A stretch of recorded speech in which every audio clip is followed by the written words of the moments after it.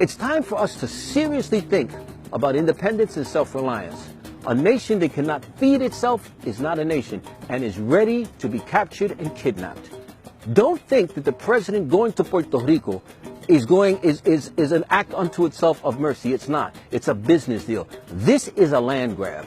And just like slum landlords wait for the building to deteriorate so they can buy it back, or their families can buy it back, that's what's happening to Puerto Rico. Trust me, people are now looking. We owe, they say, $78 billion.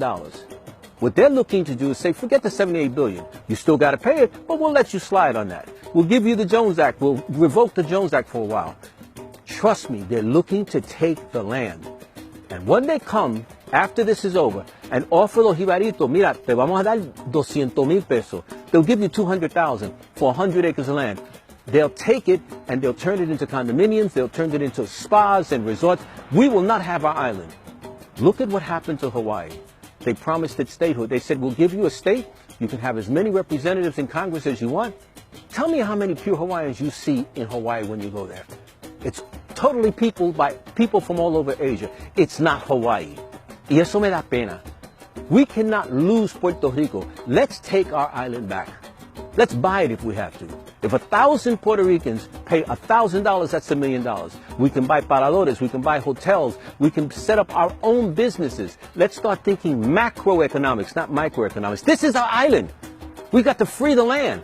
Why don't we set up Borinquen brigades, where high school and college students during the summer and spring break can go to Puerto Rico and reseed the island. Right now, all the leaves are gone. They say when you look at it, it's all brown. Forget the green, it's gone.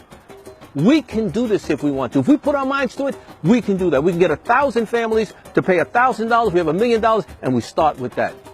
Puerto Riqueño, defiende lo tuyo. Buy your land back. Invest in yourself, because this can be the end of the island as we know it.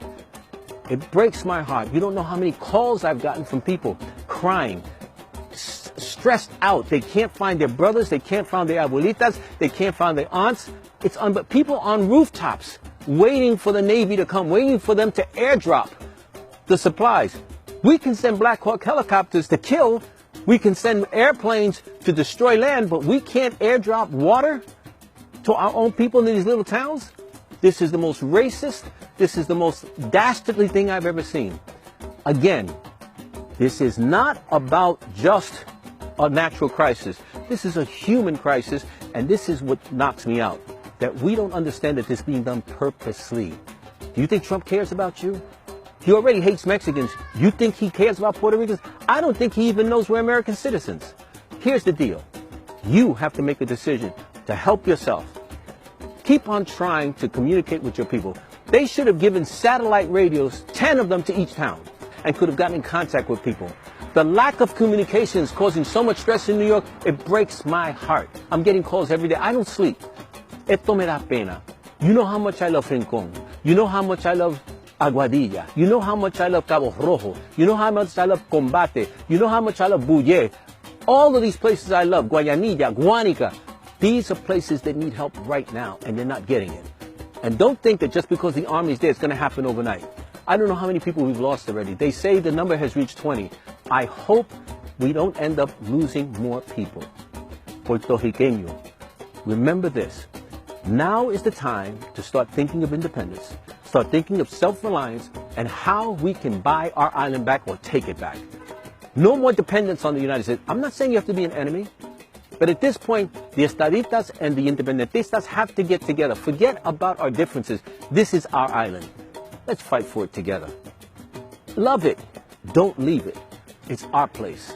It's my island. It's where my grandmother was born. It's where my grandfather was born. It's your legacy. You deserve to have it for your children.